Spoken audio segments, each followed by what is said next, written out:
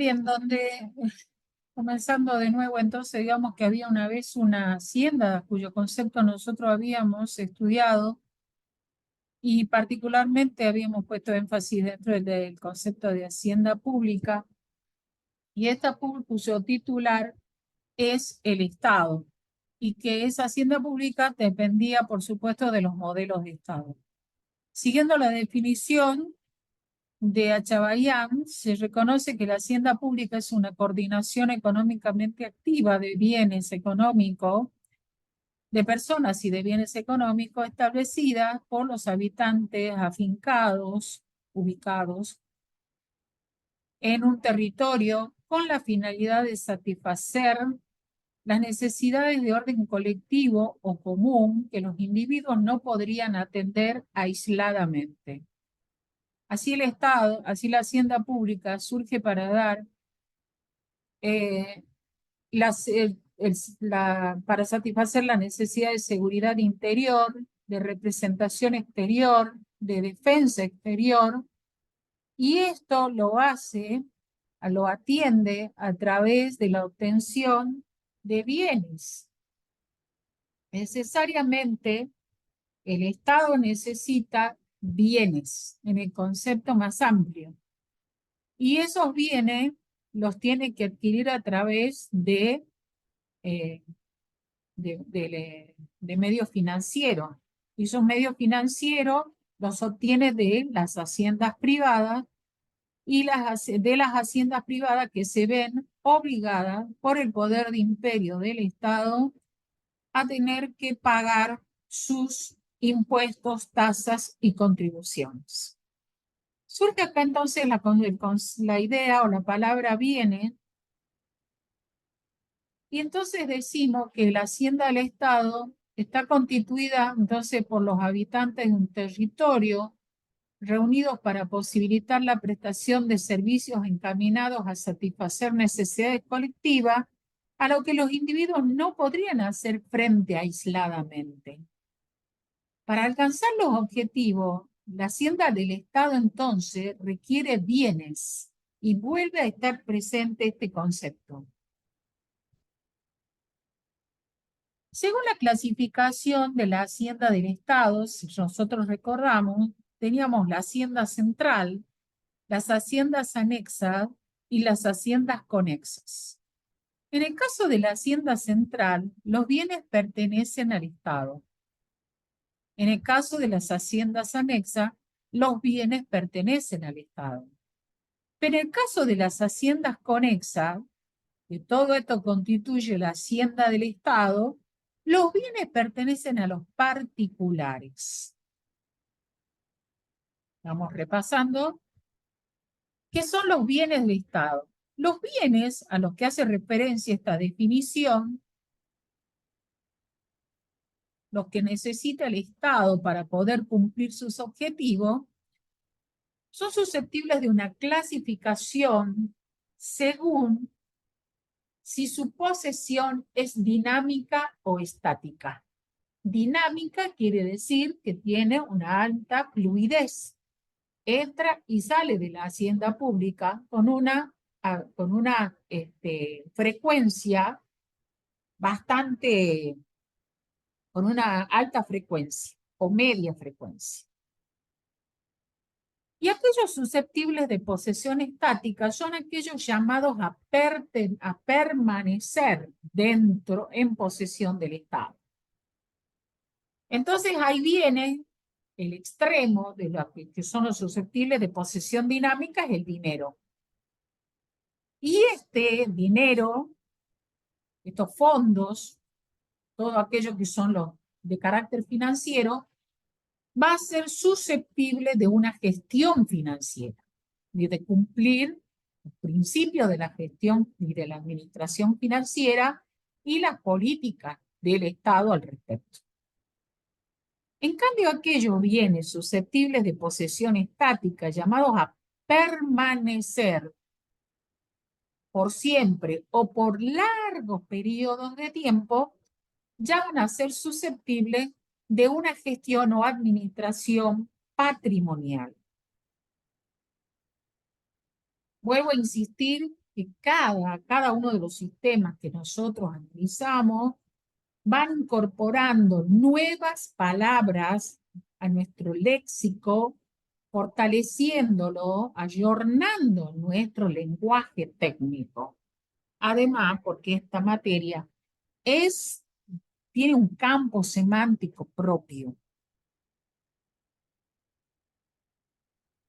La agregación de los bienes del Estado, es decir, la agregación de los bienes de posesión estática, en principio, constituyen el patrimonio del Estado.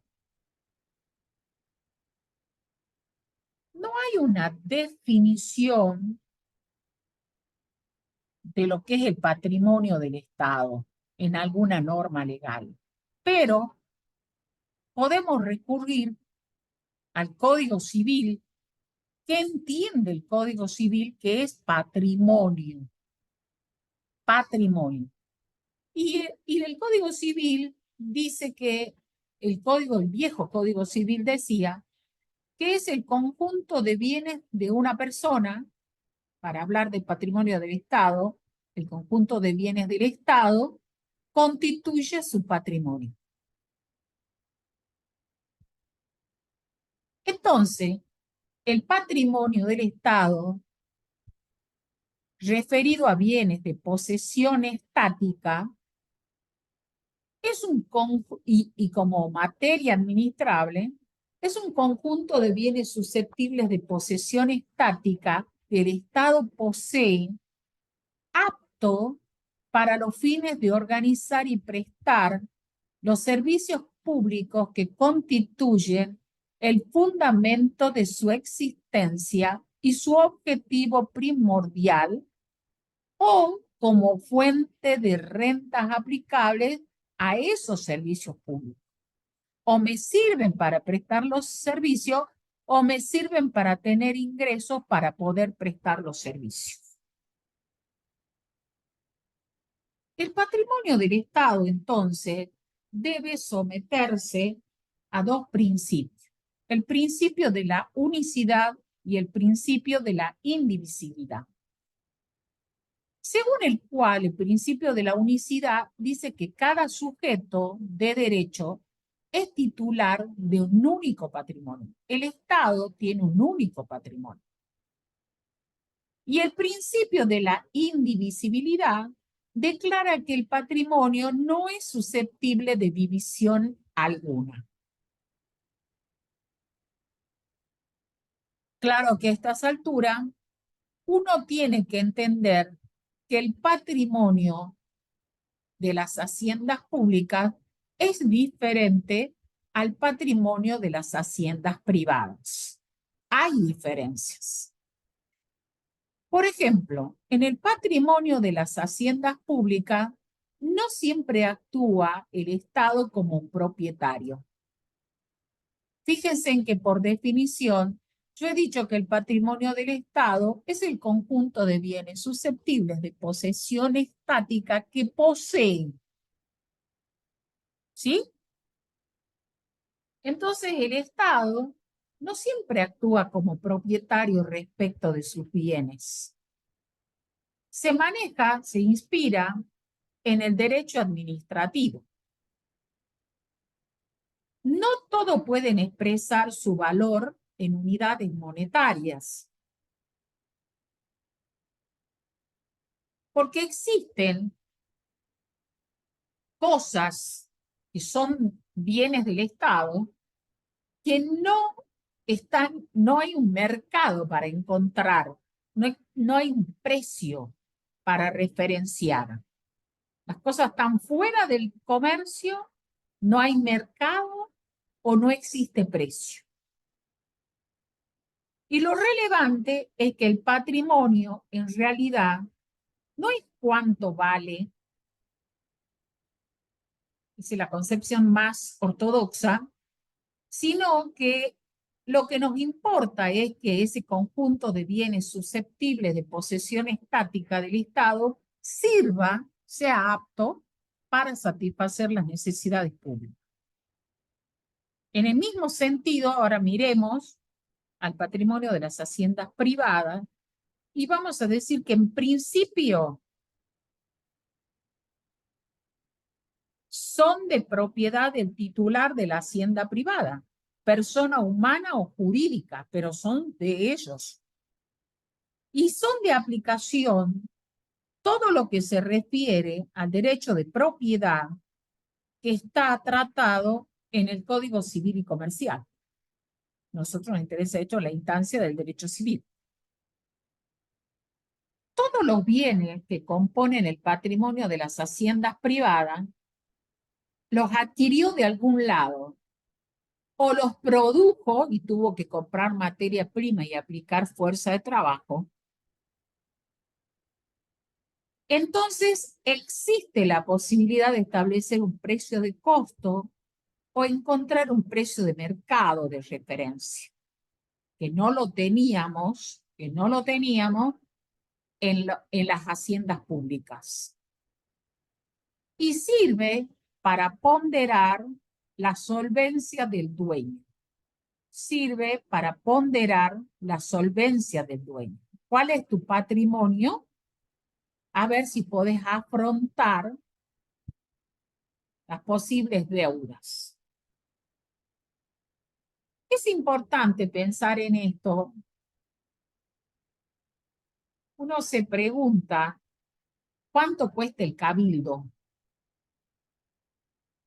Y si hay alguna mente por ahí trabajando desde el punto de vista inmobiliario, no piensa en el cabildo como bien histórico, sino que no le ve ese valor.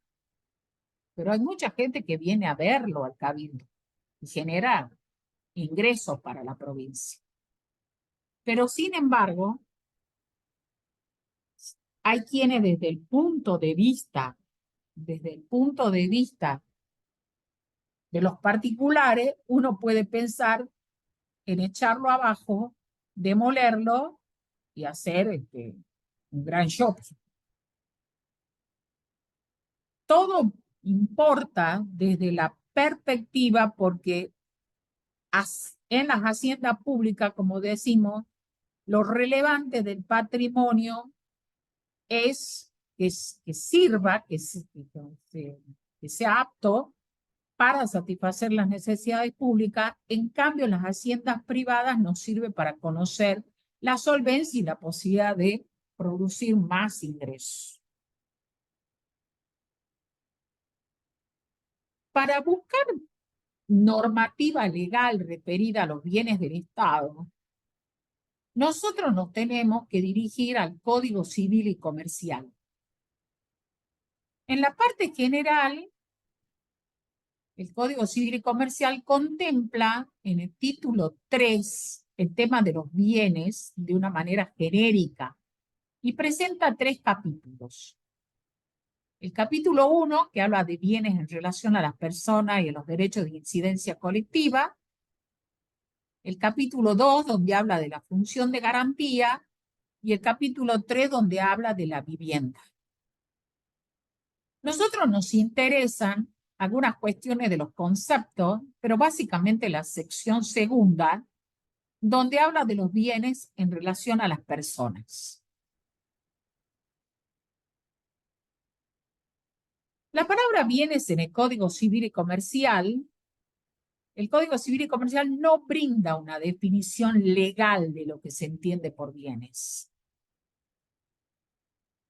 Pero podemos recurrir al diccionario y vamos a entender que viene cualquier objeto que existe de algún modo o forma. Las cosas son bienes materiales, dice el artículo 16 del Código Civil y Comercial. Y desde la perspectiva patrimonial, los bienes de una persona, dice la norma, pueden ser susceptibles de valoración económica o no susceptibles de valoración económica. Los de valoración económica, tenemos los bienes inmateriales y los bienes materiales. Los bienes inmateriales son los bienes propiamente dichos, por ejemplo, un derecho de crédito, una marca.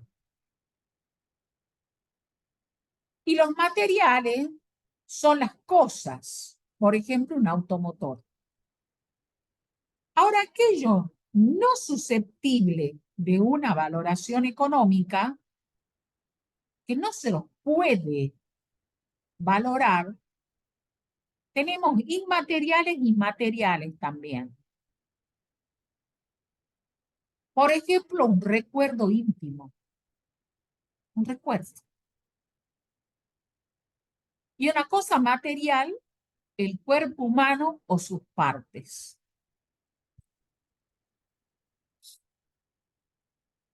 Esto dice el Código Civil y Comercial. Los bienes pueden ser bienes públicos o bienes de los particulares. Así se plantea. La norma legal, el Código Civil y Comercial, dice que los bienes pueden ser bienes públicos o bienes de los particulares. Y el Estado dice que los bienes públicos, la norma dice que los bienes públicos pueden clasificarse en bienes de dominio público o bienes de dominio privado, pero ambos son bienes públicos. Vuelvo. Los bienes, todos los bienes que existen, son susceptibles de ser clasificados en bienes públicos y en bienes de los particulares.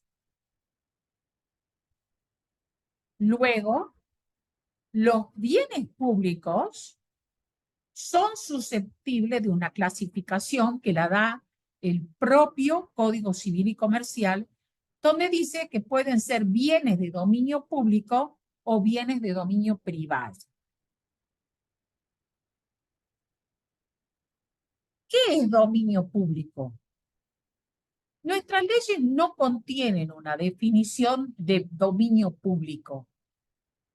Se limitan a mencionar qué cosas tienen carácter dominial, qué cosas pertenecen al dominio público. Y los clasifican en bienes de dominio público y privado, y además habla del bienes de los particulares, pero no dentro del concepto de dominio público. Los bienes de dominio público, vamos a seguir a Marienhoff, es el conjunto de bienes que de acuerdo a un ordenamiento jurídico pertenecen a la comunidad política, al pueblo, hallándose destinados, afectados al uso público directo o indirecto de los habitantes. Es el conjunto de bienes. Los bienes de dominio, los bienes públicos se clasifican en bienes de dominio público y en bienes de dominio privado.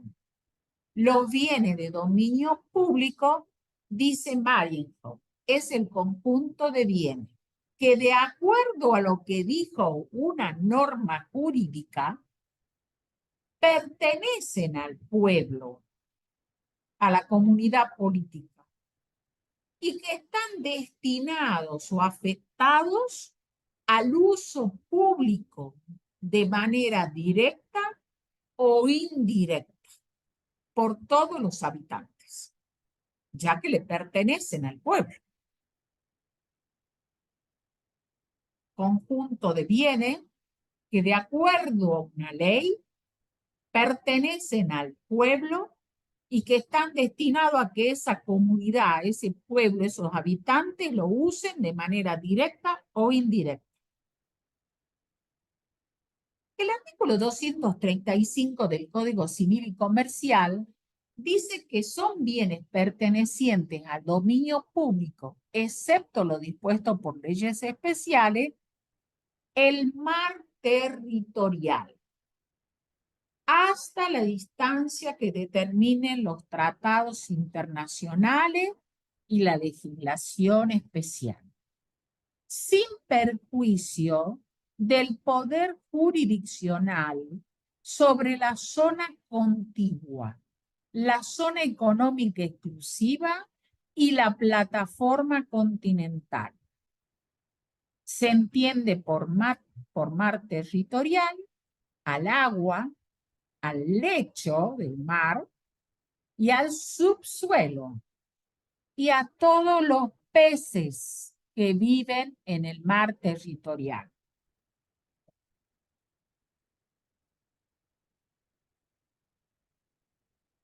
¿Qué es esto? Esto es nuestro mar territorial. Esto es una foto tomada, una foto nocturna, tomada en el mar argentino, donde cada una de estas luces representa un barco pesquero que con o sin permiso toman nuestra riqueza hícola sin ningún control por parte del Estado.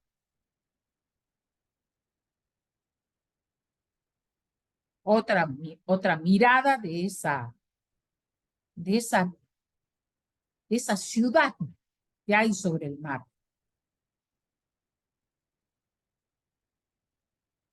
De acuerdo para entender a qué se refiere este inciso primero sobre qué es lo que es un bien de dominio público, vamos a hablar de cuál es el espacio marítimo que le corresponde, cuál es el espacio, cuál es el espacio marítimo que es un bien de dominio público. Tenemos las 12 millas que corresponden acá está el Estado, las 12 millas que corresponden al mar territorial, otras 12 millas que corresponden a la zona contigua, ¿sí? Y una vez que ya pasamos el pie de talud, ¿se acuerdan esta expresión? Esto es el inciso primero del 235, ¿no? Una vez que estamos poniendo el pie de talud, ¿se acuerdan cuando decían que el submarino, el San Juan, se había caído en el talud? Esto es el talud, es cuando la plataforma submarina pierde ya adquiere profundidad y se pierde la talud, y ahí, entre el momento de la línea de base o línea de costa hasta 200 millas, se llama zona económica exclusiva. Y el límite exterior del margen continental termina a las 350 millas, ya en alta mar. O sea que todo esto es bien de dominio público.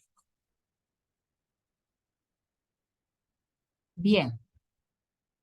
Luego, tenemos alguna duda, si todavía de alguien tiene duda, veamos, por ejemplo, esta es la República Argentina, todo lo que está en oscuro, Ushuaia acá, Santa Cruz, Puerto Madryn, Mar del Plata. Todo esto es la plataforma continental, ¿sí? Y este es el talud, que es muy profundo en la parte de es muy profundo en la parte de nuestra Patagonia. Y acá están las Islas Malvinas, por si alguien tuviera alguna duda, está dentro de nuestro espacio marítimo. ¿Por qué? Porque ahora viene el próximo. El artículo 235 en el inciso B habla de las aguas interiores, de las bahías, de los golfos, de las ensenadas, de los puertos, de los ancladeros y las playas marítimas. Todos son bienes de dominio público. Nadie puede Nadie puede, en principio, nadie va a poder eh, poner un límite para que o sea, no existe, no deberían existir las playas privadas. La norma incluso dice que se entiende por playa marítima. Es una porción de la tierra que las mareas bañan y desocupan durante las más altas y las más bajas mareas normales. ¿Sí? Acá tenemos unas imágenes para hacernos una idea de que estamos en el mar. Los ríos, los estuarios, los arroyos y las demás aguas que corren por causas naturales, los lagos, las lagunas navegables, los glaciares, el ambiente periglaciar y toda otra agua que tenga o adquiera la aptitud para satisfacer los usos de interés general. Todo eso es bien de dominio público. O sea que no podemos andar vendiendo espacios para la explotación minera donde hay glaciares. Y solamente hace referencia a las lagunas navegables, bienes de dominio público. C. Los ríos, estuarios, arroyo y demás agua. Y dice el inciso C, se entiende por río el agua, las playas, el lecho por donde corre, sus peces, delimitado por la línea de la ribera, que ya la vimos recién, que fija el promedio de las máximas crecidas ordinarias. Inciso D. Las islas formadas o que se formen en el mar territorial, en la zona económica exclusiva, la plataforma continental o en toda clase de ríos, estuarios, arroyos o en los lagos o lagunas navegables, excepto las que pertenecen a los particulares.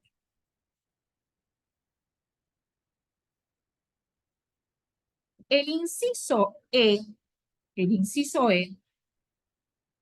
habla del espacio aéreo suprayacente al territorio, el que está arriba del territorio, y el que está arriba de las aguas jurisdiccionales de la nación argentina, de conformidad con los tratados internacionales y la legislación especial. El espacio aéreo era algo que no estaba contemplado en el viejo Código Civil y que la doctrina había desarrollado, porque bueno, cuando se hizo el anterior Código Civil no había aviones, entonces no teníamos que discutir qué pasaba arriba ni había tráfico aéreo.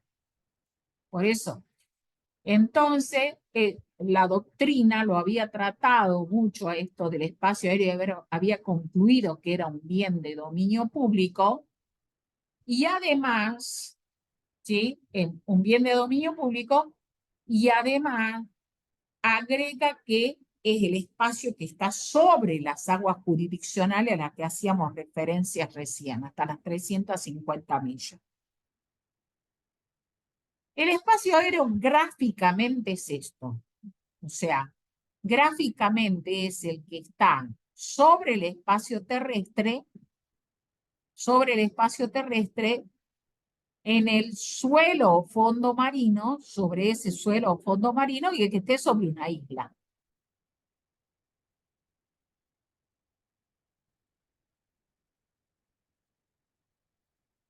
También podemos poner, decimos entonces que es viable, vamos a escuchar esto,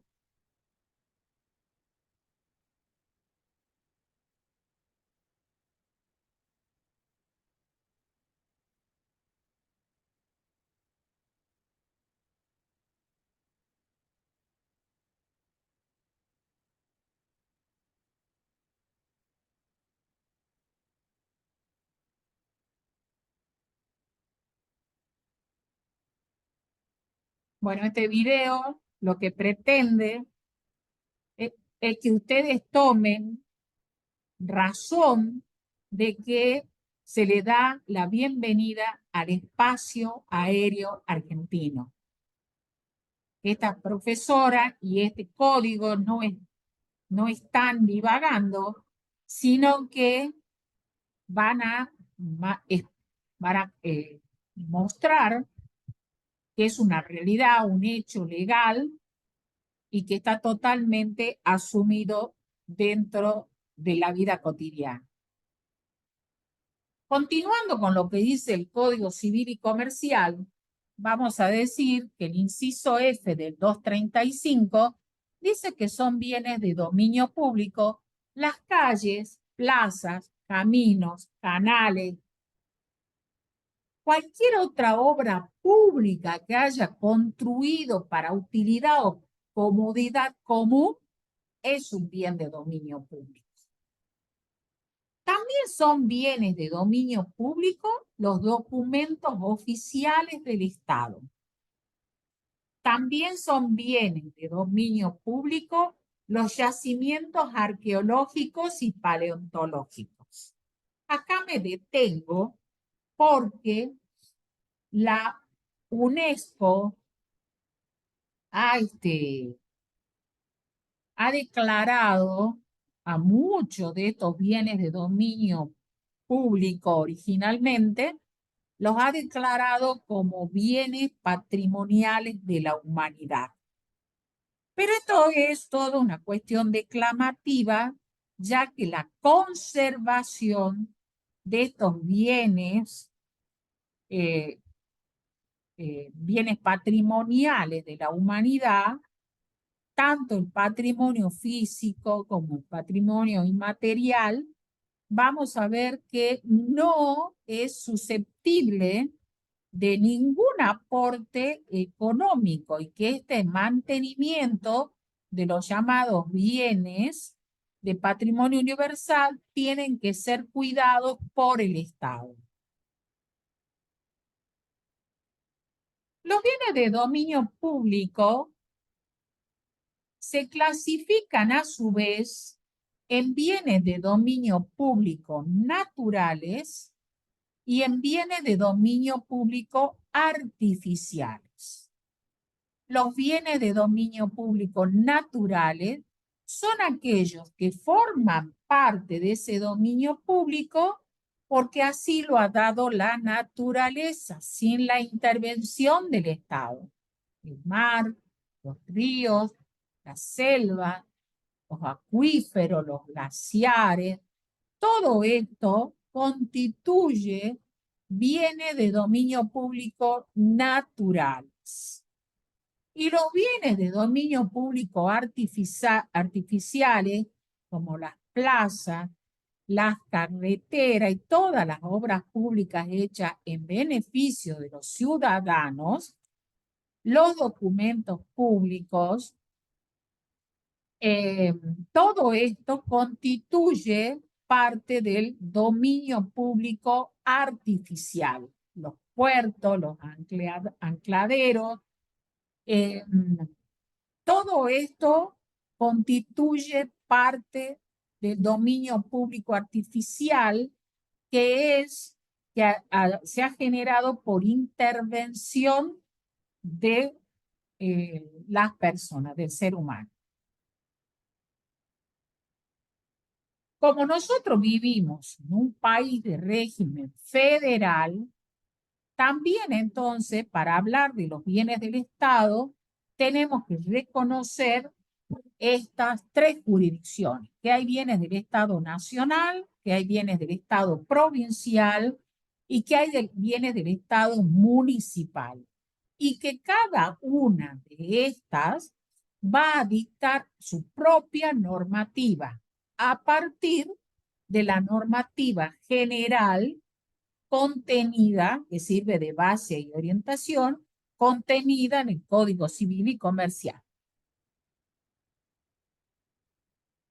De acuerdo a lo que dice el Código Civil y Comercial, vamos a decir que los bienes públicos los bienes públicos del Estado son, los bienes públicos de dominio público, son inajenables, no pueden venderse, no están en el mercado, son inembargables, son inembargables. Acuérdense que lo habíamos mencionado, habíamos hablado un poquito de esto cuando hablamos del sistema de crédito público, de que los bienes en principio no podían ser embargables, pero que sin embargo existía el decreto 29 del 2017 que abría las puertas a la posibilidad que los bienes de dominio privado podían ser embargados o podían ser aportados como garantía. Y son inembargables porque eventualmente para hacerlo efectivo habría que venderlo y la primera característica de los bienes es que son inajenables, inembargables e imprescriptibles. ¿Qué quiere decir esto? Que no porque alguien, no puede haber un subcapión, porque nadie que se siente a vivir en un lugar del Parque San Martín o de la Plaza 9 de Julio por 20 años seguidos y pueda demostrar que ha pagado su foquito de luz, su impuesto inmobiliario, la que esté insólita, puede decir que esa plaza es de su propiedad porque durante 20 años ha ejercido como propietario. Las personas, en el caso de los bienes públicos del Estado, van a tener, como hemos dicho, van a poder usar de los bienes del Estado, los bienes de dominio público, siempre sujeto a las disposiciones generales y locales que se establezcan la nación, la provincia o los municipios. O sea, pueden decirse es de uso abierto para todo o no es de uso abierto y ya vemos cada caso particular. ¿Cuáles son los principios que regulan la gestión de los bienes del Estado? Y en el caso particular de los bienes de dominio público. Bueno, inalienables, inembargables, imprescriptibles. Los bienes de dominio público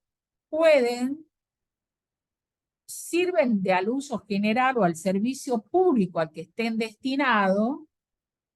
Realmente es una aplicación efectiva, piensen en los yacimientos arqueológicos que se pueden visitar, en los documentos públicos a los que se puede acceder, en las plazas, en los puentes, en las fuentes, en las avenidas, en los edificios públicos, en las escuelas, etcétera. Todo que se puede usar realmente se pone a disposición del público. Se dedican al uso común, ¿sí? Pero el Estado tiene que actuar con diligencia de tal manera de garantizar su conservación y su integridad.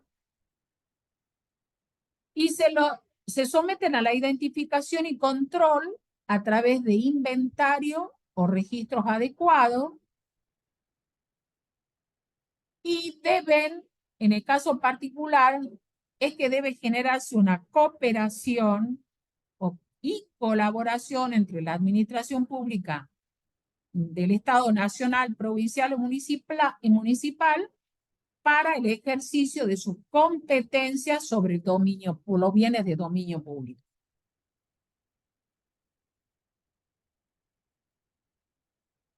Ahora, hasta acá hemos hablado de los bienes de dominio público del Estado.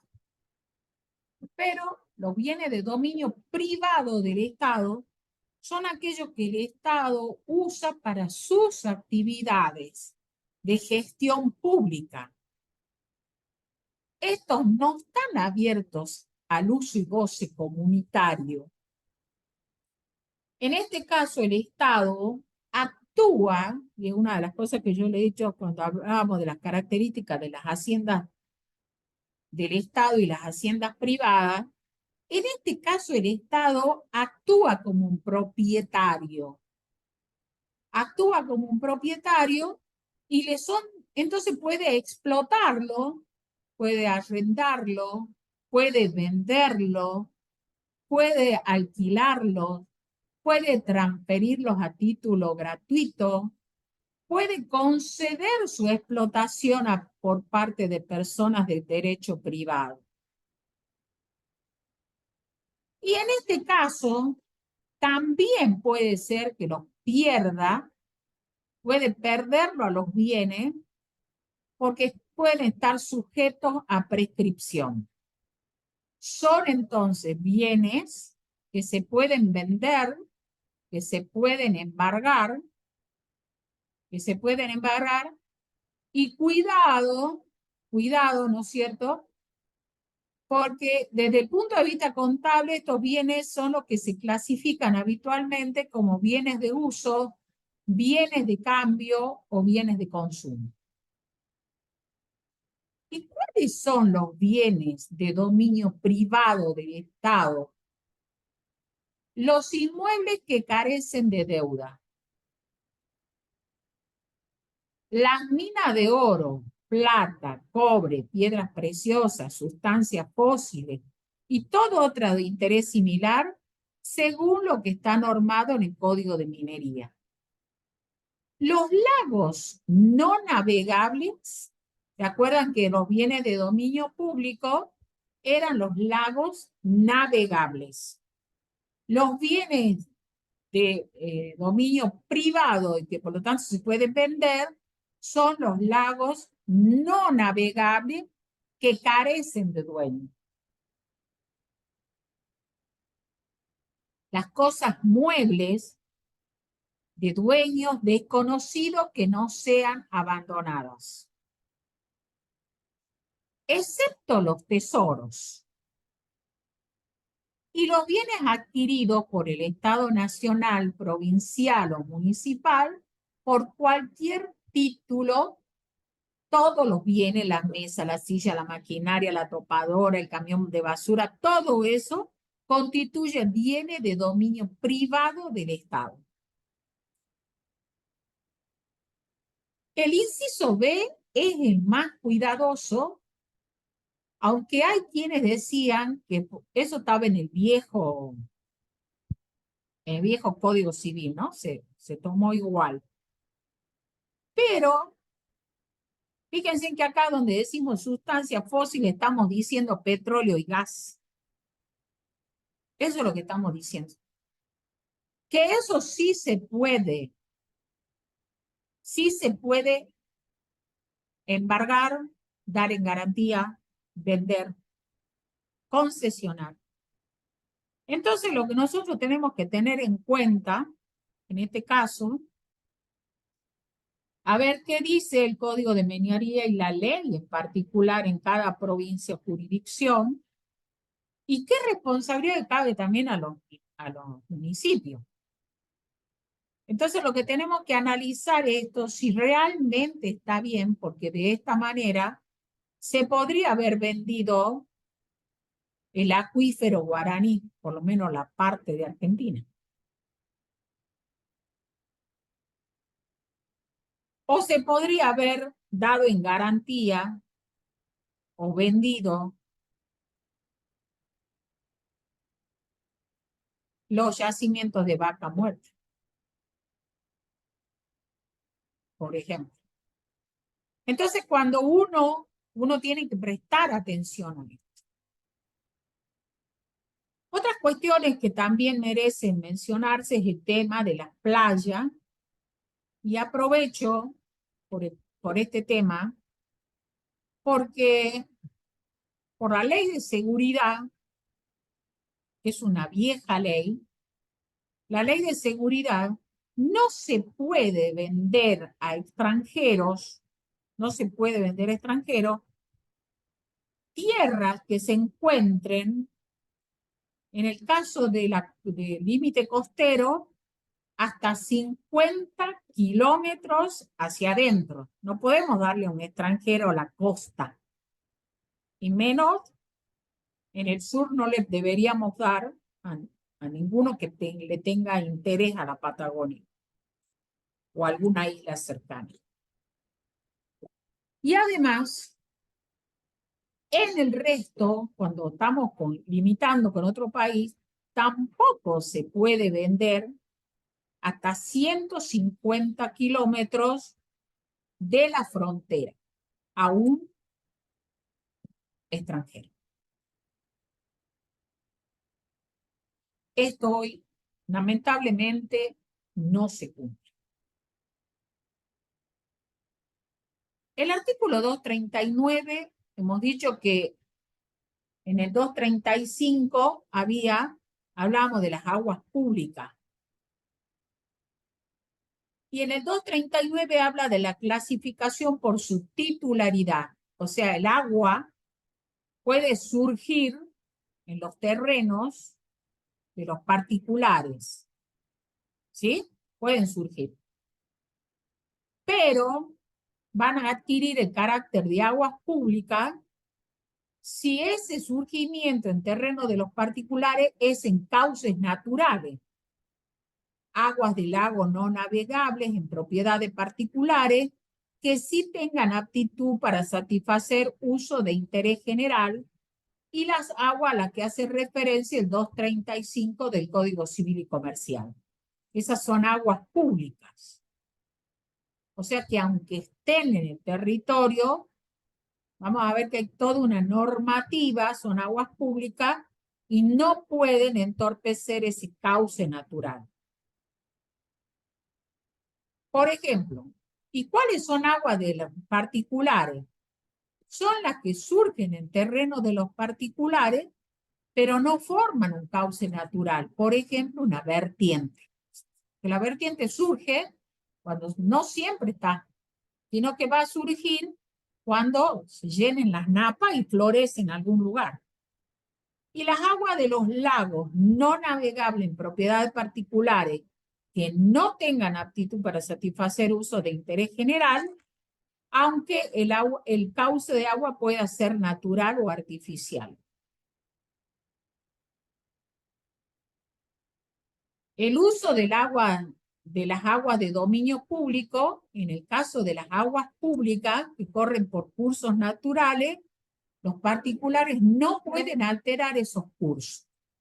Y para el caso de las aguas subterráneas, el propietario del fondo puede extraerla con sujeción a las normas locales, porque las aguas subterráneas no son del dueño del propietario del terreno, porque el dueño es dueño del terreno. El uso de las aguas públicas y la construcción de obras para su utilidad o comodidad no le hace perder el carácter de bienes públicos. El artículo 238 dice, habla de los bienes de los particulares, porque nosotros habíamos dicho que los bienes pueden clasificarse en bienes públicos o en bienes de los particulares. Y el Código Civil define a los bienes particulares son aquellos que no son del Estado nacional, provincial o de la ciudad autónoma.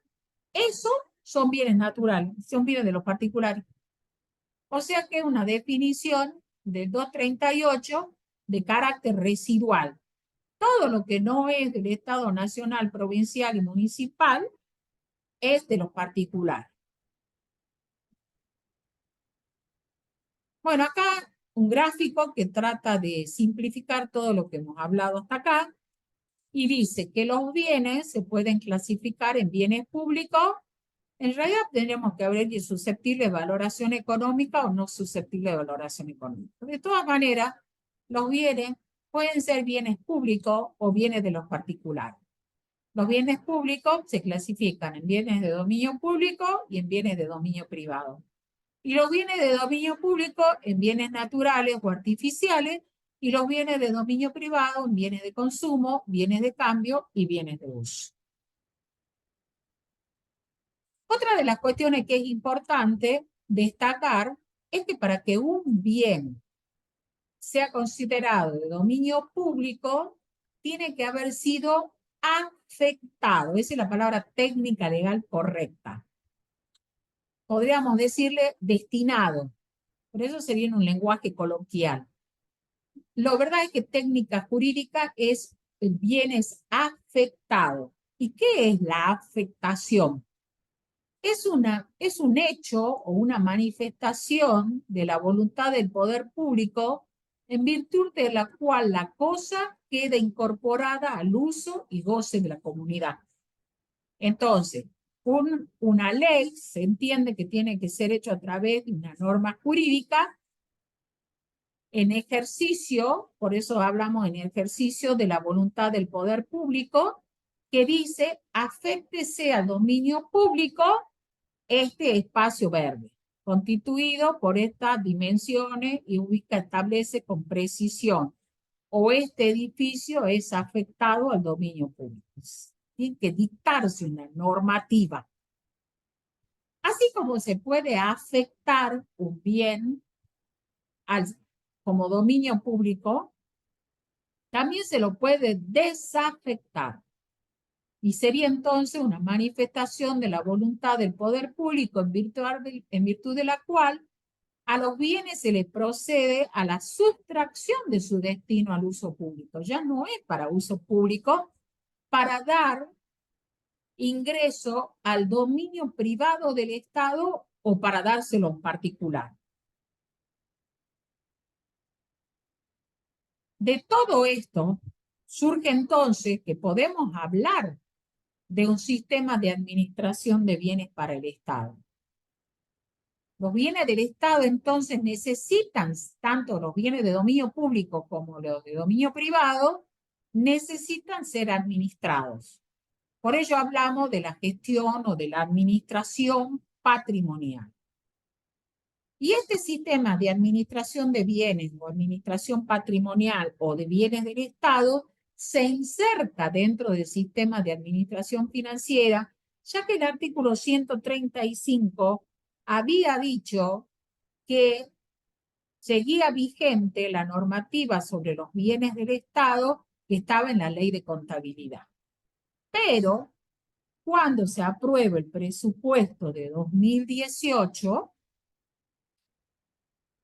se mezcla totalmente, llevándose puesto el principio de la exclusividad, se mezcla un artículo, se nos pierde por ahí, se escabulle un artículo que dice que va a derogar todo el sistema, el artículo 5º, que era el único que sobrevivía de la vieja ley de contabilidad, y establece un nuevo sistema de administración de bienes, que totalmente forma parte y sigue los lineamientos del sistema de administración financiera. El sistema de administración financiera cumple con los principios de organización de la centralización normativa y la descentralización operativa. Quiere decir, vamos a ver entonces que va a haber un órgano coordinador, un órgano rector y que van a estar las unidades ejecutoras. Que las unidades ejecutoras son los servicios de administración financiera, que así como tienen una unidad de contrataciones, también tienen una unidad de bienes o también llamada de patrimonio. Tiene un órgano coordinador, tiene un órgano rector, tiene entidades ejecutoras, que son los SAT. El órgano, como los bienes se clasifican en bienes, en bienes inmuebles y bienes muebles, el órgano rector del sistema de los bienes inmuebles del Estado es la Agencia de Administración de Bienes del Estado, la ABE. Y el órgano rector del sistema de bienes muebles del Estado es la Contaduría General de la Nación. Los SAT ejecutan la gestión de los bienes muebles. ¿Y quién ejecuta la gestión de los bienes inmuebles, la Agencia de Administración de Bienes del Estado. El sistema de administración de bienes puede definirse como un conjunto de principios, de normas, de organismos, de recursos y procedimientos vinculados a la gestión de los bienes del Estado, que ya sabemos que son los bienes del Estado. Y esa gestión de los bienes del Estado debe estar basada en los principios financieros de las 3E: economía, eficacia y eficiencia. Pero además, en este sistema de administración de bienes, tiene otro condimento más, que tiene que ser, que está basado en los principios financieros de las 3E y en los recaudos legales referidos a la responsabilidad de los funcionarios públicos. Entonces, sistema de administración de bienes tiene una definición un poco más completa. Conjunto de principios, normas, organismos, recursos y procedimientos vinculados a la gestión de los bienes del Estado, basado en los principios financieros de los 3E, economía, eficiencia y eficacia, y en los recaudos legales referidos a la responsabilidad de los funcionarios públicos respecto de los bienes del Estado. ¿Qué quiere decir? Que se encarga de la gestión y que van a dictar, que se refiere a los procedimientos de los bienes del Estado. ¿Qué es administración? ¿Qué implica la administración? Altas, bajas, transferencias, donaciones, registros, asignaciones, conservación, mantenimiento, protección y reasignación, tanto de bienes muebles como inmuebles, teniendo en cuenta que tenemos dos órganos rectores. ¿Y qué quiere decir? La definición sigue que debe, por supuesto, sujetarse a los principios financieros de las 3E, pero dice que tiene que hacerlo también teniendo en cuenta los recaudos legales referidos a la responsabilidad de los agentes y funcionarios públicos respecto de la administración, destino, guarda y custodia para garantizar la legitimidad, mérito y conveniencia de los costos administrativos que hay que incurrir o se vinculan a los bienes del Estado. Administración, destino, guarda, custodia para garantizar que esté dentro de la ley, que es lo que corresponda, con mérito es lo mejor, y le convenga al Estado en términos de costos administrativos vinculados al Estado, a los bienes del Estado. Por supuesto que al ser un sistema, de administración financiera de un sistema que forma parte del sistema de administración financiera, así como le asistía a contrataciones y a crédito público el principio de legalidad, también le asiste a este sistema el principio de legalidad. ¿Y en qué se basa? ¿Cuáles son los elementos del principio de legalidad para el sistema de bienes del Estado? Competencia y procedimiento. Competencia, que solo puede tomar decisiones respecto de los bienes del Estado quien tenga competencia para ello. Es decir, que tenga una autoridad dada por ley para hacer, para dar, para hacer, para dar o para no hacer algo. Es decir, que la competencia de la autoridad delimita la posibilidad de realizar un acto vinculado a los bienes del Estado. Competencia, acuérdense de la ley de procedimiento. Y procedimiento, que la ley, la normativa en general, tiene que establecer con precisión. ¿Cuáles son los pasos o caminos a seguir para materializar las atribuciones encomendadas al servidor público con relación a los bienes del Estado? Entonces, el principio de legalidad que asiste al sistema de crédito público, el principio que se funda en dos elementos: competencia y procedimiento. Uno de los que también, si lo que queremos es custodiar, guardar y registrar a los bienes del Estado, tenemos que conocer qué es lo que tenemos. Y para eso tenemos que hacer un inventario. Tenemos que contar con inventarios de los bienes del Estado. El inventario del patrimonio del Estado como materia administrable consiste en ¿qué? En describir los componentes del patrimonio, tanto los bienes de dominio público como los bienes de dominio privado del Estado, asignándoles valores racionales y con miras a posibilitar un adecuado control de la gestión patrimonial de la hacienda pública. Que con eso se pueda controlar los bienes y lo que se hace con los bienes. Entonces es una descripción de los bienes de dominio público y de dominio privado, a los cuales se le ha asignado un valor racional, ¿no es cierto?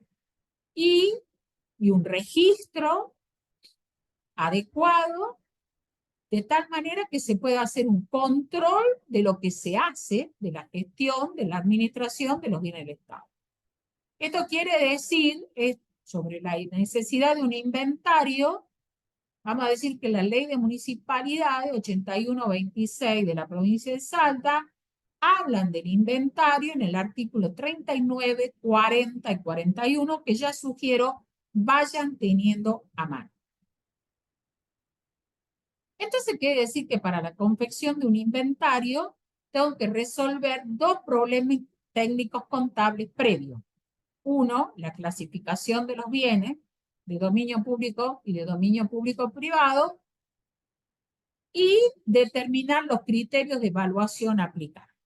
Bueno, sobre la clasificación de los bienes, ya nos hemos expandido bastante, explayado, por lo tanto, vamos a avanzar en la determinación de los criterios de evaluación. Bueno, la evaluación de los bienes de dominio público y privado incluidos en el inventario puede resolverse atendiendo a normas contables que emite el órgano rector, o a normas de tasación, o a normas de valores técnicos, salvo el caso de los bienes de destino militar o los bienes considerados patrimonios naturales y o histórico-culturales, que tienen su propio régimen de valoración primero, qué valor le dan, y luego de evaluación. Bueno, los bienes públicos ya sabemos que se clasifican en bienes de dominio público y bienes de dominio privado, y nosotros decimos que lo primero que tenemos que tener en cuenta es que para la evaluación de los bienes de dominio público, en general, hay una tendencia a no incluirlos dentro de los inventarios. Por lo tanto, normalmente se habla del inventario de los bienes de dominio privado. Pero acá me voy a detener con respecto a los bienes de dominio público, que se podían clasificar en bienes de dominio público naturales y bienes de dominio público artificial. Los bienes de dominio público artificiales son perfectamente evaluables según el costo de producción, cuánto me costó el puente, la rotonda, la ruta, el edificio, la escuela, etc. El aeropuerto, lo que sea. Entonces yo sí puedo conocer cuánto me cuesta y puedo obtener la evaluación al costo. En cuanto a los bienes naturales, se dice que es difícil saber cuánto es el valor cuánto es el valor que tiene el mar, y de los peces del mar. Y entonces yo me pregunto cómo hacen para cobrar los permisos de pesca, porque si es difícil determinar, y esto se determina en función de lo que se autoriza que pueden pescar, entonces inventan números. Entonces tenemos que tener en cuenta que sí se puede evaluar. Como sí se puede evaluar los ríos, se pueden evaluar, se puede inventariar los glaciares. Uno puede decir, no se puede contar todos los ríos y el tamaño y el volumen de agua. No, vamos al servicio geográfico, al Servicio Geográfico Nacional, y tienen todo un inventario de todo lo que está previsto como bien de dominio público. Claro que implica mayor trabajo. Y luego tenemos, por ejemplo, los glaciares. La ley de glaciares, quizás ustedes no se acuerdan, pero esa ley fue muy cuestionada, fue vetada por un ejecutivo en su momento, y posterior, ¿por qué? Porque no se quería hacer el inventario de los glaciares, porque iba a ponerse en evidencia todo lo que se estaba dañando al patrimonio del Estado, con el otorgamiento, sobre todo, de las concesiones de explotación minera. Entonces, vamos a decir que sí hay hoy sí hay un inventario de glaciares. Así que los bienes de dominio público sí pueden inventariarse. Y los bienes de dominio privado, y por lo tanto, también van a ser susceptibles de evaluación. Porque el daño a un bien de dominio público puede generar un juicio de resarcimiento. Anteriormente, cuando existía el principio en materia de delito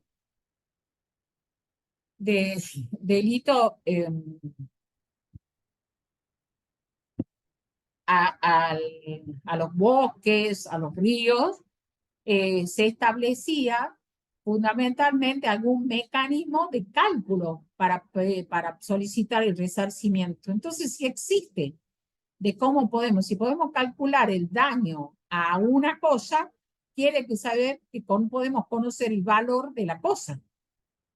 Si no, estamos viendo que esto quiere decir que es totalmente absurdo lo que se está haciendo. Y luego tenemos los bienes de dominio privado, que esos son bienes que, de acuerdo a la descripción que hemos dado, son susceptibles de inventariar, son los que usa habitualmente el Estado y son susceptibles de ser valuados. Bien. Pero el Estado, a través del órgano rector de la Contaduría General de la Nación, ha dictado normativa contable del sector público, y así ha dictado la resolución de la Secretaría de Hacienda número 25 del año 95, que establece los principios de contabilidad generalmente aceptados y normas generales de contabilidad para el sector público nacional, que es de aplicación para los bienes de dominio privado. Y esta normativa se dicta para poder,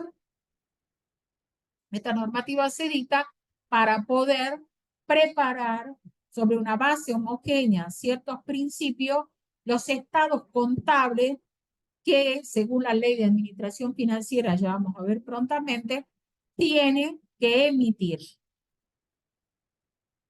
Esta resolución contiene los postulados, contiene principios, tiene una descripción de las cualidades de la información contable, tiene normas generales de posición y evaluación de activo-pasivo y tiene normas particulares. Según esta ley, primeramente reconoce que va a dictar normas de evaluación para bienes de uso muebles e inmuebles, insisto, de dominio privado del Estado, bienes de cambio y bienes inmateriales. Y también, fíjense que no plantea la idea de bienes de consumo, porque la idea de los bienes de consumo es que el Estado no gasta para acopiar. O sea que no tendríamos que en principio tener inventarios. Una resolución de la Secretaría de Hacienda, la 47 del año 97, dice que el criterio de evaluación es del costo original y que hay un criterio de amortización lineal, que es a través de una tabla elaborada por la Contaduría General de la Nación, y también hay una disposición administrativa de la Jefatura de Gabinete del número 56 del año 99 que dispone que es el Tribunal de Tasación de la Nación quien va a practicar la evaluación contable de la totalidad de los bienes de dominio privado a cargo de las jurisdicciones, dando una evaluación técnica. ¿Por qué ocurre esto? Porque la mayoría de los bienes, primero que no había inventario, hubo que hacer, se va haciendo lentamente el inventario, se fue haciendo lentamente el inventario, no había registro de los valores de cuánto costaba, no se habían dado las altas. Entonces había que determinar una evaluación técnica y esta disposición administrativa así lo dispone.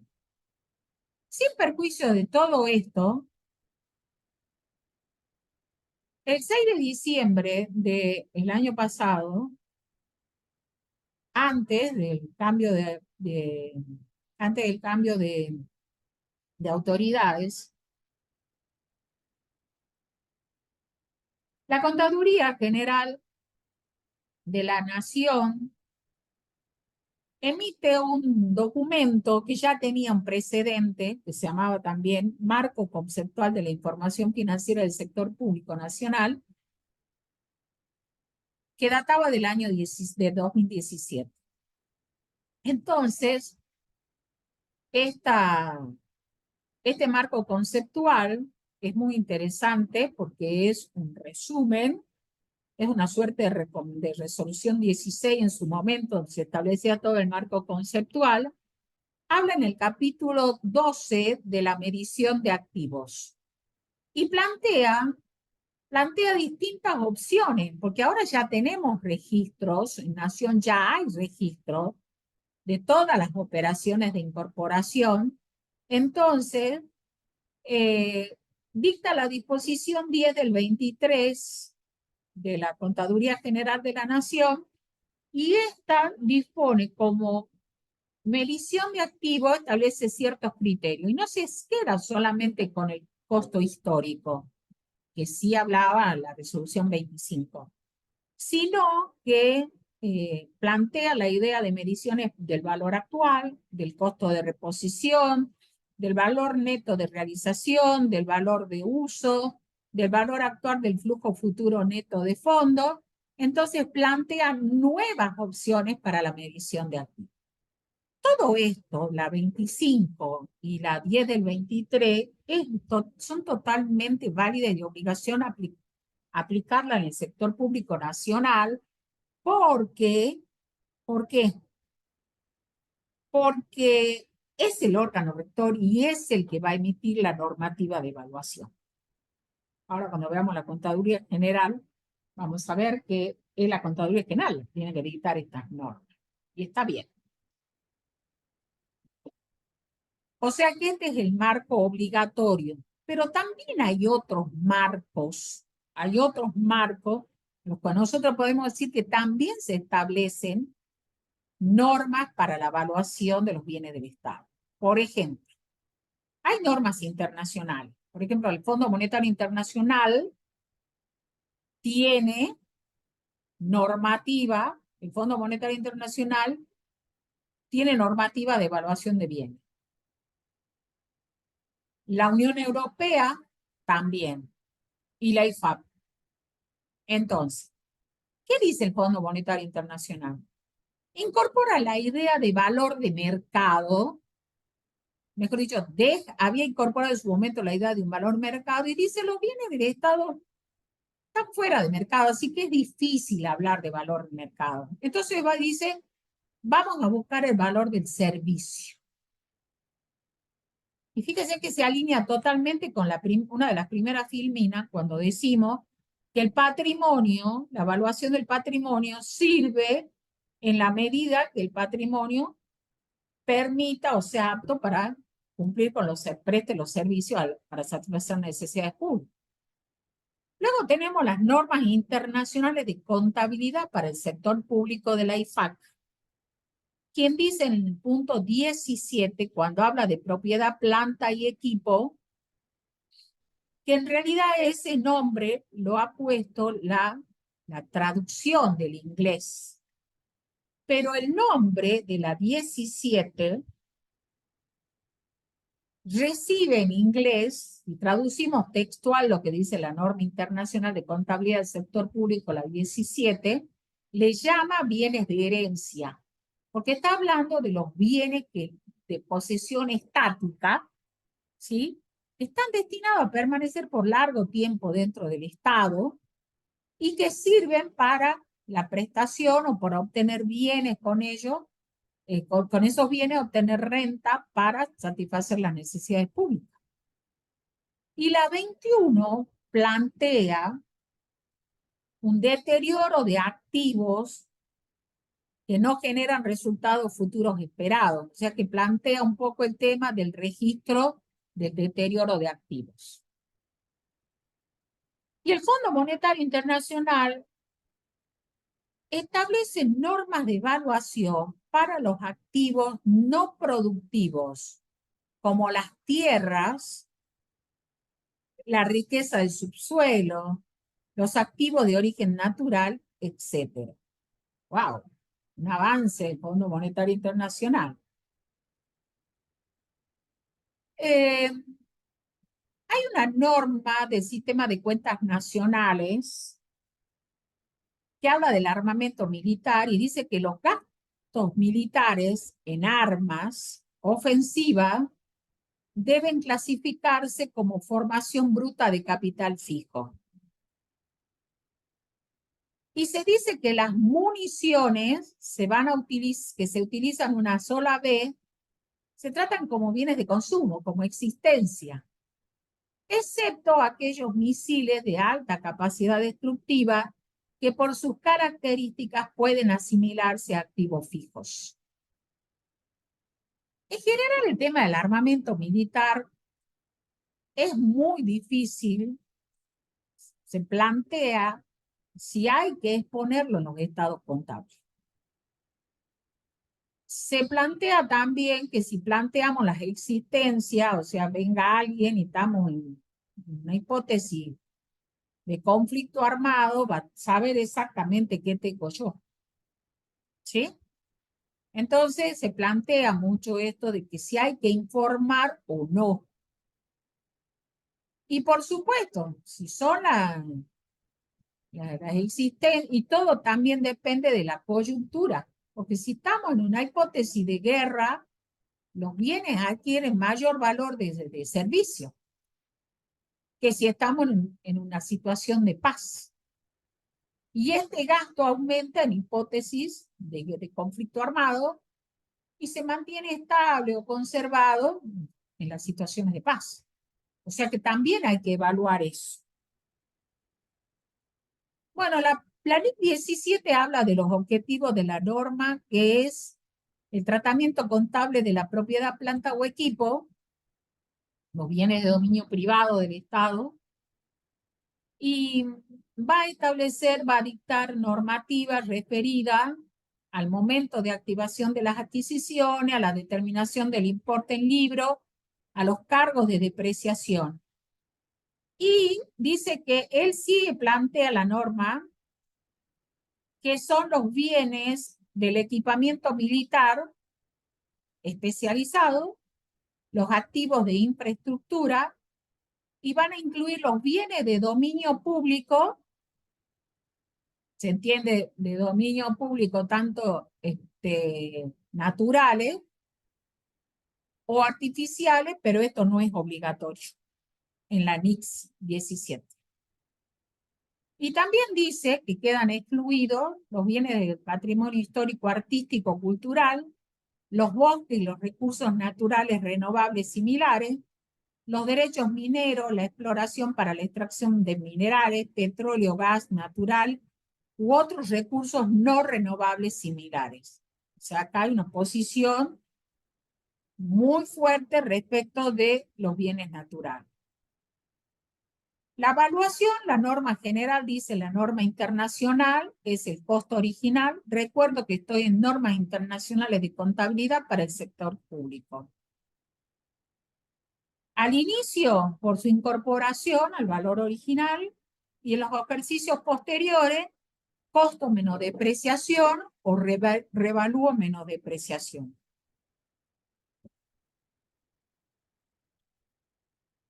El alcance de la revaluación también plantea la NICS 17, cuál es el valor justo de mercado determinado por tasación, que debe ser realizado por un miembro de la profesión de tasación que tenga una idoneidad profesional reconocida e importante.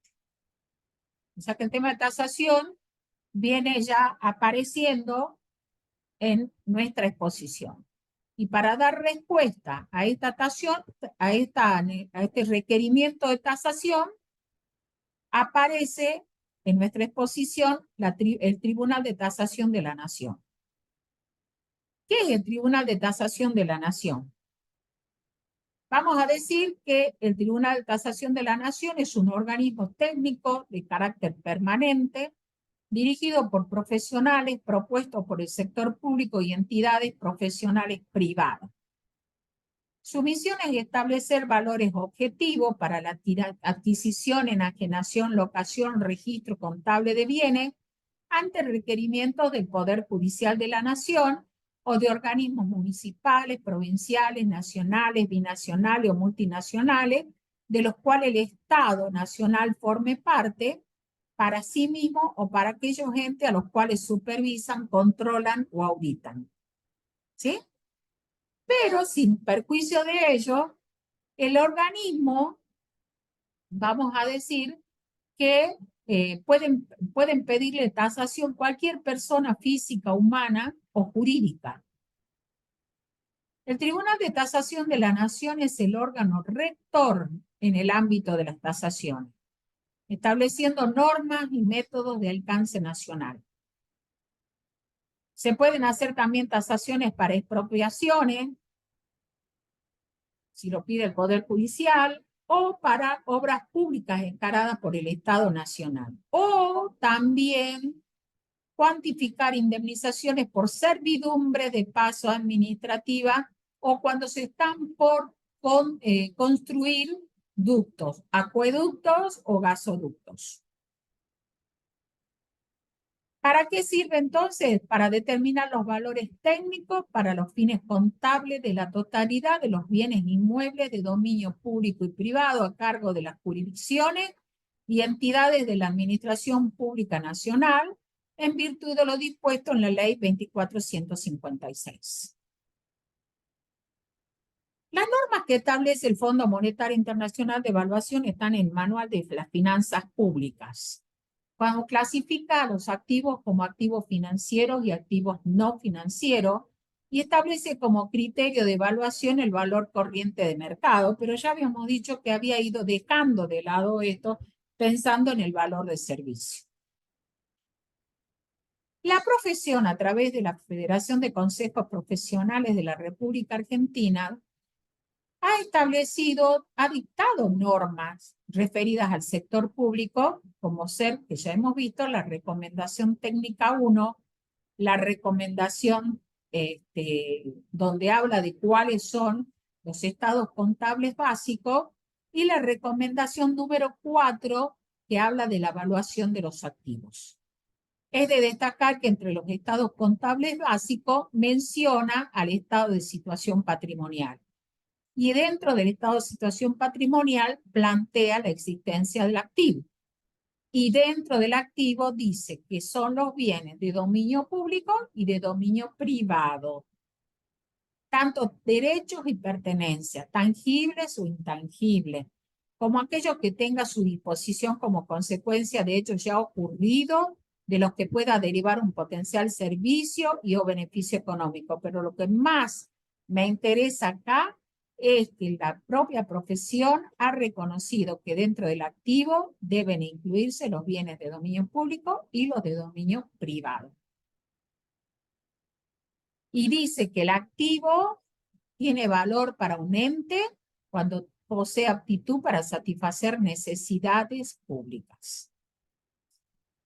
Bien, para preparar, entonces vemos que tanto el órgano rector, los organismos internacionales y la propia profesión han dictado normas referidas a los bienes del Estado. Bien, para preparar un inventario también es bueno tener un catálogo donde tengamos codificados los bienes y esto nos va a permitir una mejor exposición.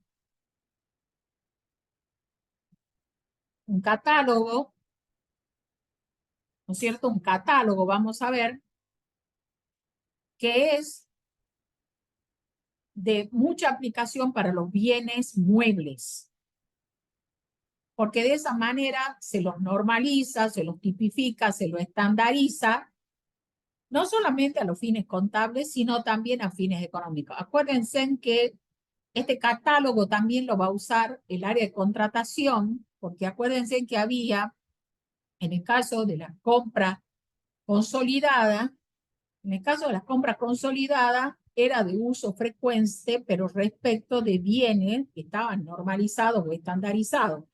Y esto se logra nada más que con un catálogo, ¿sí? Y permanece, como dice acá, obtener ventajas de centralización y concentración de las compras. El catálogo entonces facilita los trámites de compra y también va a facilitar evidentemente la elaboración de un inventario. En materia de exposición, la resolución 25 también plantea normas y plantea que estos bienes del Estado van a ser, la exposición va a hacerse dentro de los bienes de uso, que son los de posesión estática, en los estados contables que revisten el carácter de activos no corrientes, menos la correspondiente amortización acumulada. Y cuando existan gravámenes o restricciones que afecten el bien de uso, tiene que hacerse la aclaratoria a través de una nota a los estados contables.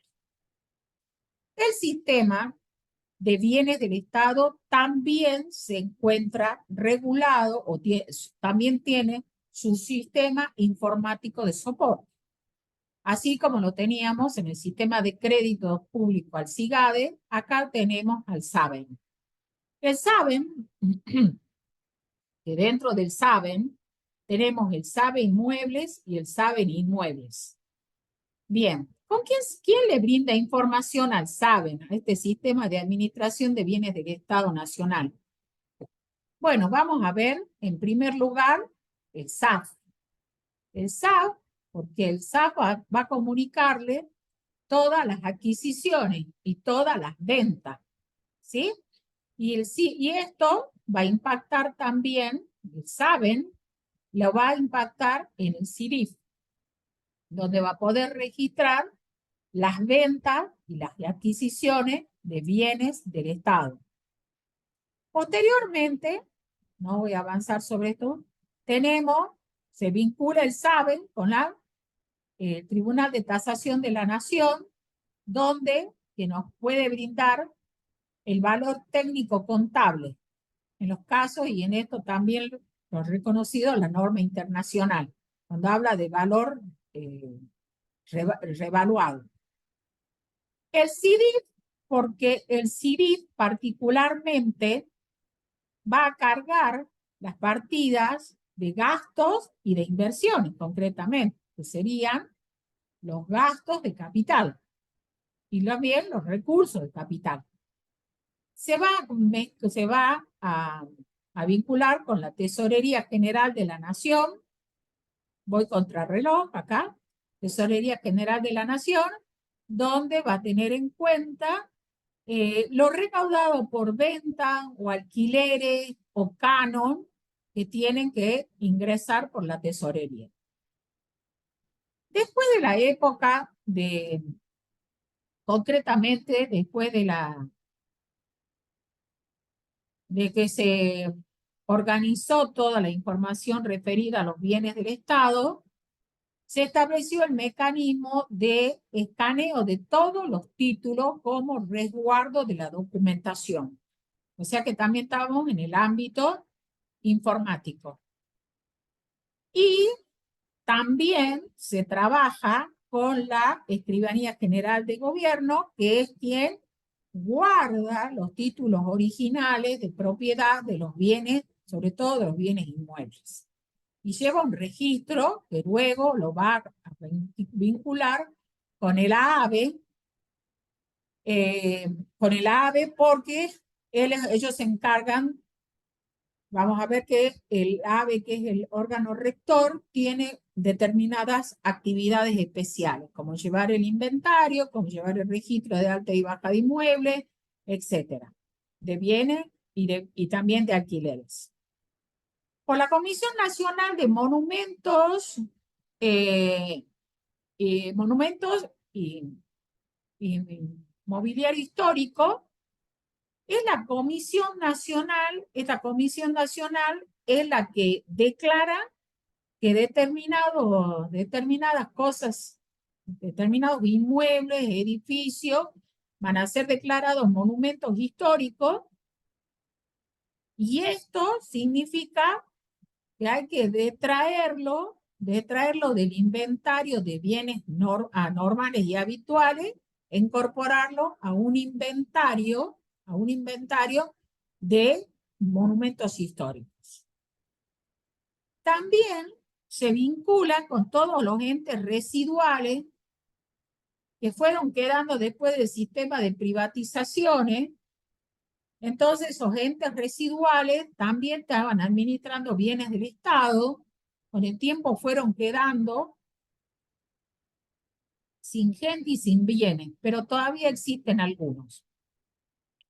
Y luego tenemos todo lo que concesionaron las Fuerzas Armadas, sobre todo todo lo que concesionaron las Fuerzas Armadas tiene que estar informado para que se identifique dentro del inventario y dentro de los registros del SABE como concesionados a quién, cuánto es el canon y hasta cuándo. ¿Para qué? Para que esa información se la den al órgano rector, que acá adicionaba, porque ese era antes el órgano rector, pero ahora recibe el nombre de Administración de Bienes del Estado, la Agencia de Administración de Bienes del Estado, sobre la cual vamos a hablar a continuación. Quiere decir entonces que el SABEN tiene una vinculación con el CIDIB a través del presupuesto, de la ejecución del gasto y de las ventas, y teniendo en cuenta también el tema de los bienes de uso concesionados y desafectados.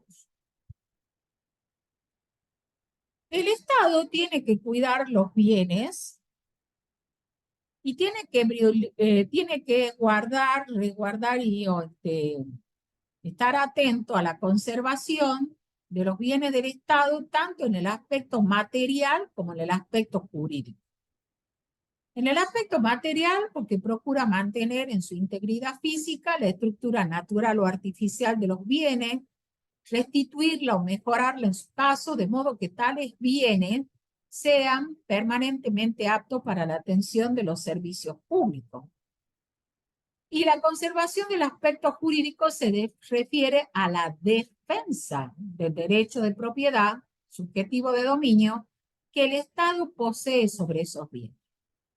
A través de actos de imperio, ¿no? Puede imponerse frente a los avances de terceros que pretenden desconocer los derechos del Estado sobre los derechos que tiene el Estado sobre sus bienes, o acciones judiciales cuando el Estado recurre a órganos jurisdiccionales para obtener de ello la protección del goce de sus derechos.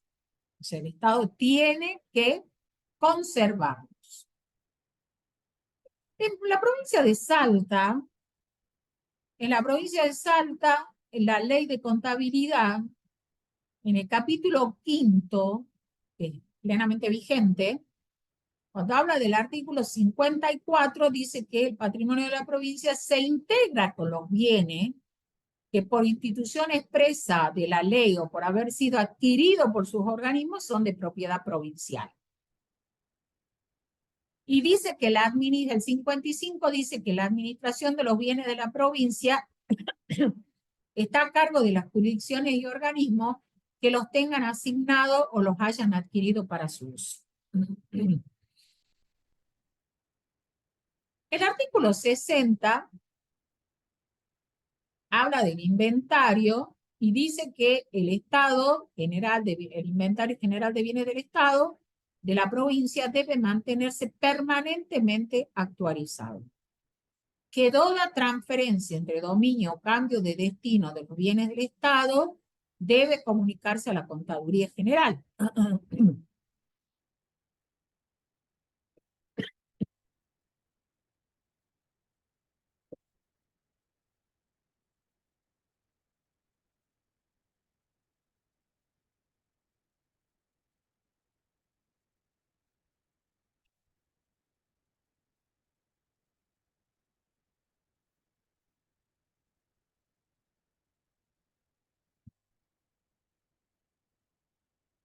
Perdón. Por lo tanto, en este artículo, prácticamente se ratificando de que el órgano rector del sistema de bienes dentro de la provincia, tal cual lo vimos en el práctico número 2, es la Contaduría General a través de la Oficina de Bienes del Estado, que es el órgano ejecutor.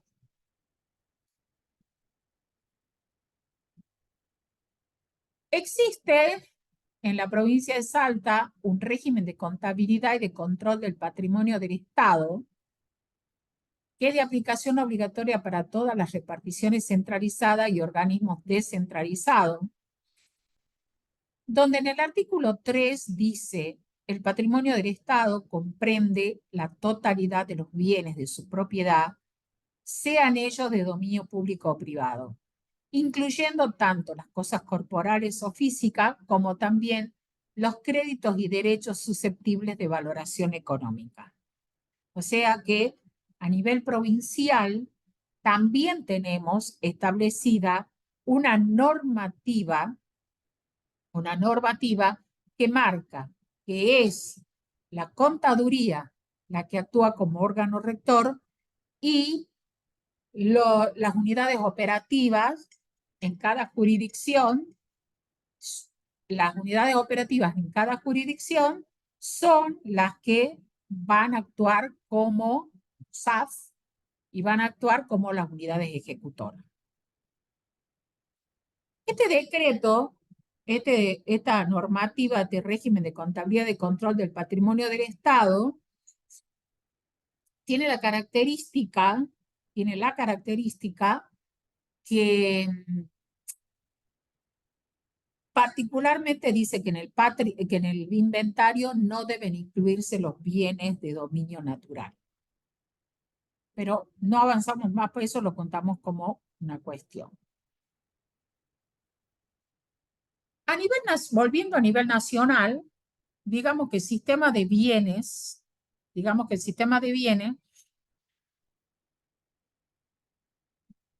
tiene un órgano rector que es la Agencia de Administración de Bienes del Estado, que es la ABE, que ha sido creado por un decreto de necesidad y urgencia, el 1382 del año 2012,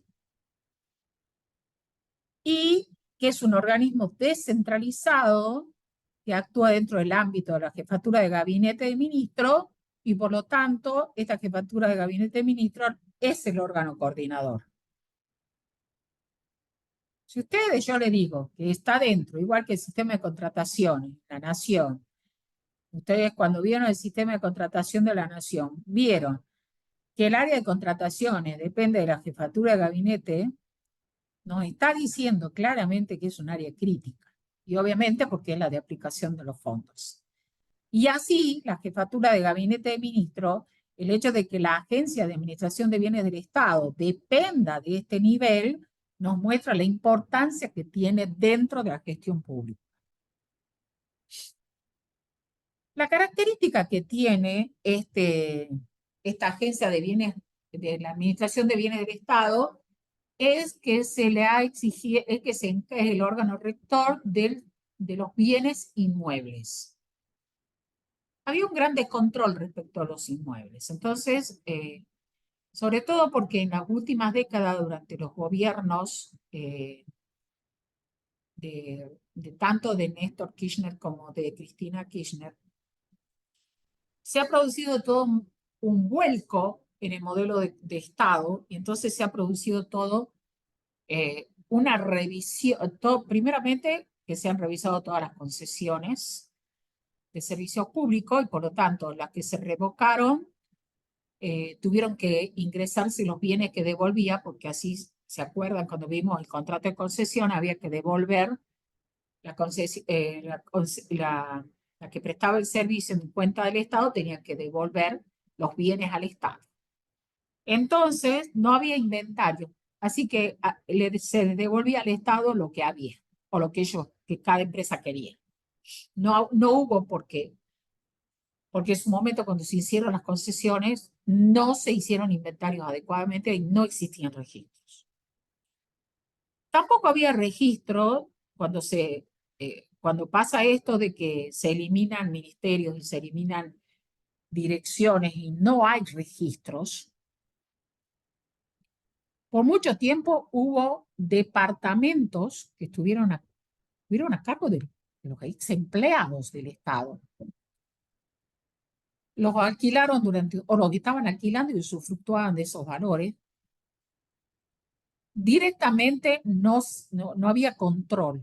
Hay muchos bienes que se dieron durante la época de Menem, el modelo neoliberal de Estado, que no se registró ni qué se dio ni a quién se dio. Hubo mucho descontrol. Por ejemplo, todo lo que es ferrocarriles, descontrol total, sobre todo en inmuebles. Entonces, ¿qué es lo que pasó? Había que hacer lo que decía, los registros apenas que existían, no tenían nada que ver con los registros que tenía la escribanía de gobierno, que por lo visto tampoco había registrado nada de las ventas, o de las compras o de las concesiones, no había nada. Entonces, este desorden genera que haya que esta agencia de administración de bienes del Estado tenga que empezar a gestionar todos estos bienes que por los procesos de nacionalización y los procesos de estatización le hace YPF, le hace fabricaciones militares, la fábrica de aviones, los astilleros, le hace Aerolíneas Argentinas. Todo esto que volvió al Estado, había que gestionarlo. Entonces, ahora sí hay un registro, un inventario en la Agencia de Administración de Bienes del Estado, y antes de alquilar, ¿se acuerdan que yo les comentaba que antes de alquilar o de comprar un inmueble, cada SAF tiene que preguntarle a la Agencia de Administración de Bienes del Estado si no hay un inmueble de las condiciones que ellos necesitan para poder alquilar o comprar. También vamos a decir que todo lo referido a la evaluación, todo lo referido a la renovación de alquileres, renovación de concesiones, todo lo está manejando la Agencia de Administración de Bienes del Estado. Y él es el que entonces se hace responsable del Registro Nacional de Bienes del Estado, RENABE, y vamos a decir que la ABE es realmente la autoridad de aplicación del Registro Nacional de Bienes Inmuebles del Estado, y vamos a decir que todos los organismos tienen que informarles sobre todo movimiento de inmuebles y contratos por parte del organismo del Estado Nacional.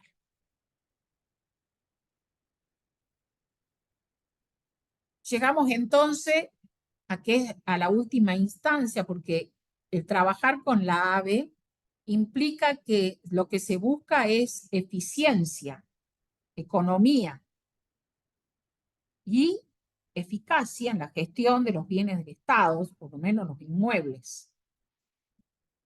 Y esto nos lleva, y además al tema de que hemos dicho que toda la gestión tiene que hacerse también en un marco de responsabilidad de los funcionarios públicos, que tienen vinculación en su accionar con bienes del Estado. Y para eso vamos a hacer el primer recorrido en la Ley de Ética Pública o en la ética en el ejercicio de la función pública, que es la 25.188. Por ejemplo, nada más voy a mencionar el artículo 2 y algunos incisos, que dice que los sujetos comprendidos en esta ley se encuentran obligados a cumplir con los siguientes deberes y pautas de comportamiento ético. F, proteger y conservar la propiedad del Estado y solo emplear sus bienes con los fines autorizados. Abstenerse de usar las instalaciones y servicios del Estado para beneficio particular o para el de sus familiares, allegados o personas ajenas a la función oficial, a fin de avalar y promover algún producto, servicio o empresa. Observar en los procedimientos de contrataciones públicas en los que intervengan los principios de publicidad, igualdad, concurrencia y razonabilidad. Creo que con esa hubiera sido suficiente, pero vamos a decir también que hay responsabilidad política. Los funcionarios pueden enfrentarse a la responsabilidad política, a la responsabilidad civil, a la responsabilidad disciplinaria, a la responsabilidad patrimonial. La responsabilidad política debe ser declarada y se funda en un control recíproco entre los actos entre poderes y se instruye a través de un juicio político. La responsabilidad disciplinaria se presenta entre la falta de servicio cometida por un agente en transgresión a las reglas de la función pública. Esa sí podría ser de aplicación, en materia de bienes del Estado. La responsabilidad civil se refiere al daño que pueda causar una persona con un bien del Estado a un tercero. Y la responsabilidad penal se incurre cuando de manera dolosa o culposa un funcionario público comete los siguientes delitos: abuso de autoridad o violación de deberes públicos, cohecho, tráfico de influencia, malversación de caudales, negociaciones incompatibles con la función pública, exacciones ilegales, enriquecimiento ilícito y todas las modificaciones incorporadas por la 25.188 que les acabo de leer al Código Civil.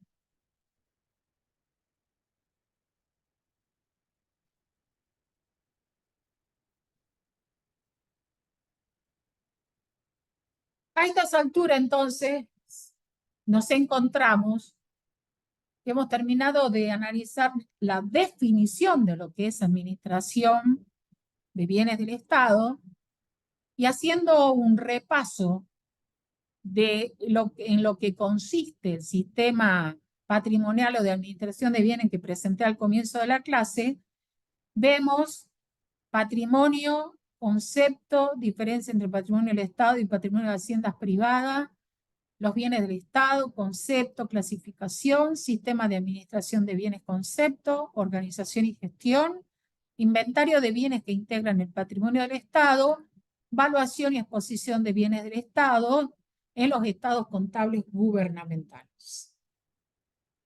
creo que está cumplido el objetivo de la clase. Y para la clase que viene, ya hemos visto sistema presupuestario, ya hemos visto sistema de contrataciones, sistema de crédito del Estado y sistema de bienes del Estado. Nos queda contabilidad gubernamental y nos queda sistema de tesorería. Cada uno de estos sistemas constituye un carrito que se va sumando. ¿Ok? La próxima clase, ya de manera presencial, trabajamos con el sistema de tesorería. Buenas noches.